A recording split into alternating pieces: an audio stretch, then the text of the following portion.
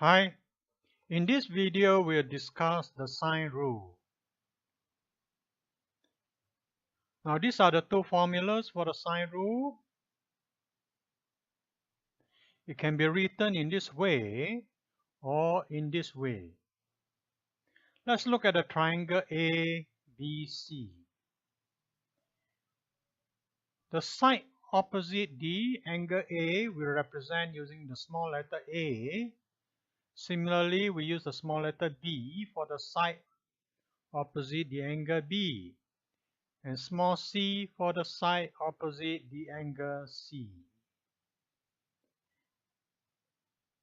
So the formula for the sine rule is that the length of side A over the sine of the angle A is equal to B over sine B and also equal to C over sine C. Or it can be written as the sine of the angle over the side. So sine A over A is equal to sine B over B is equal to sine C over C. Now the sine rule can be applied in these two cases. When you are given two angles and one side, as shown in this example here, we are given two angles and one of the side. It doesn't matter which side is given.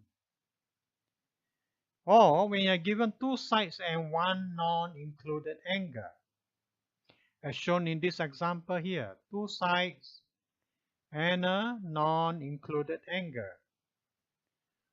What does it mean, non-included angle?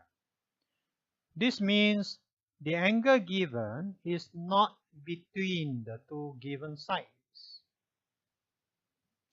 This would be an included angle. So this is a non-included angle. Also, this is also a non-included angle. So let's look at the two examples here. In the first example, we are given two angles and one side. So these are the two angles given and the side given is here. We can find this angle easily by taking 180 less the sum of these two angles.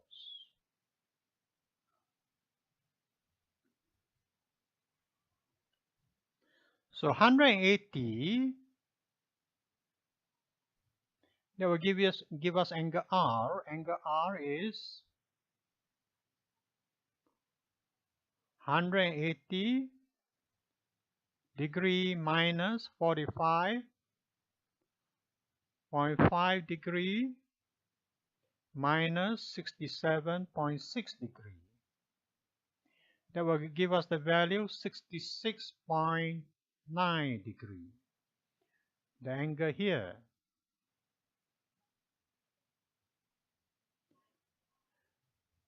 Now notice that 66.9 is opposite this side.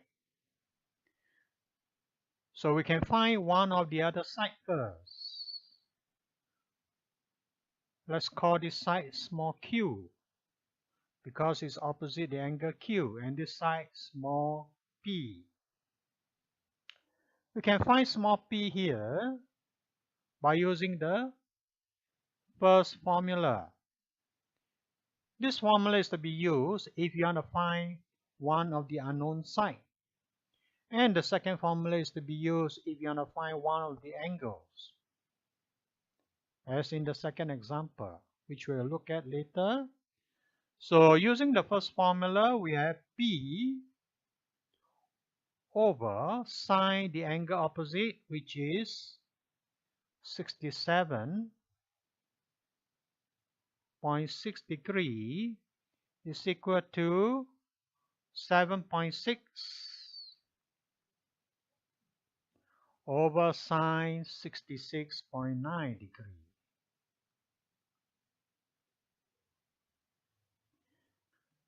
When we cross multiply, we'll get P equal to 7.6 sine 67.6 degree divided by sine 66.9 degree. Working this out will give us the value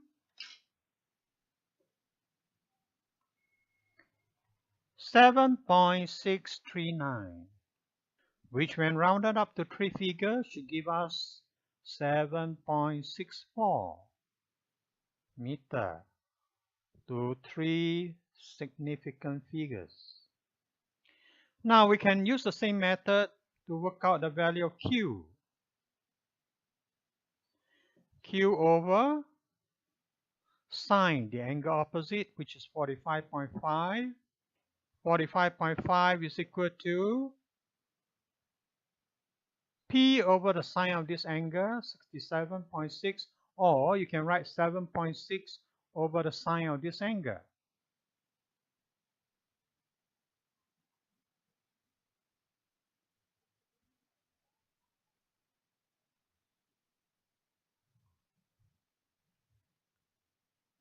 Again, cross multiply will give us 7.6 sine 45.5 degree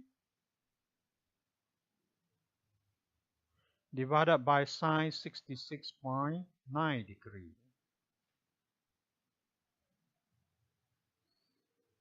We get the value 5.893.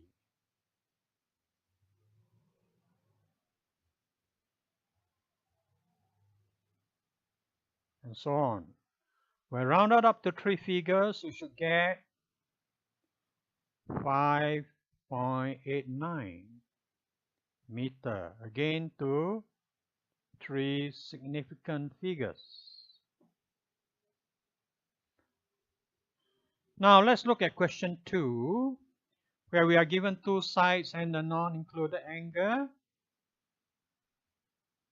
So the 2 sides given is the side here and the side here. And this side is opposite this given angle. So we can first find this unknown angle here by using the second formula. So I write sine angle N over 9 is equal to sine 50 degree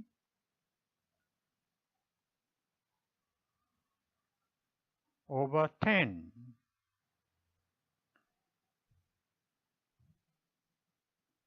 Again, when I cross multiply, I bring the 9 here to multiply with the numerator on the other side.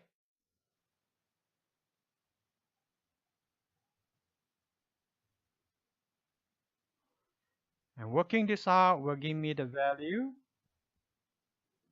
0.6894.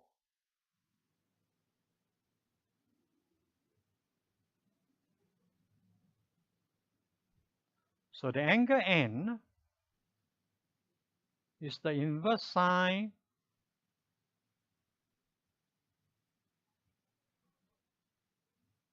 of this value. So just press the shift key, sign, and the equal sign. You will get the value 43.58 or 59 degrees.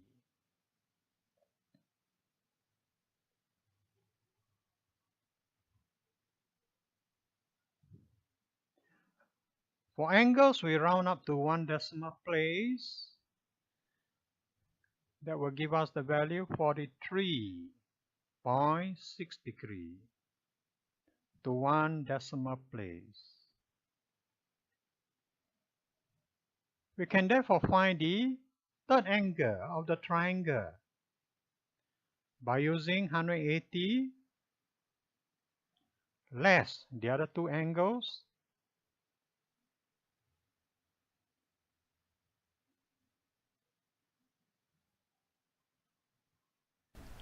That will give us 86.4 degrees.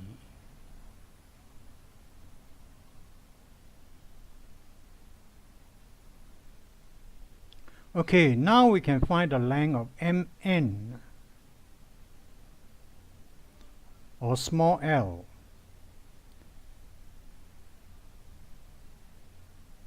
We'll use the formula L over sine the angle opposite, which is 86.4,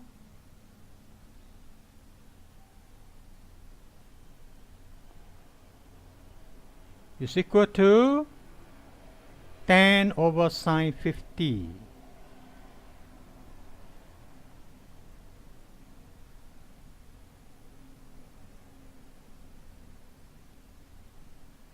Now when we cross multiply, L is equal to tan sine 86.4 degree over sine 50.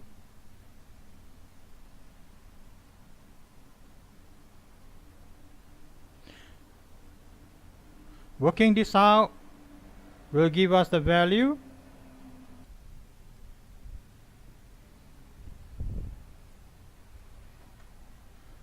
13.028.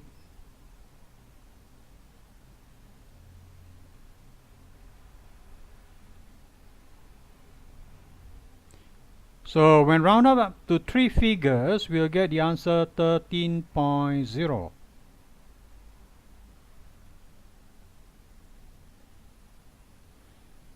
centimeter.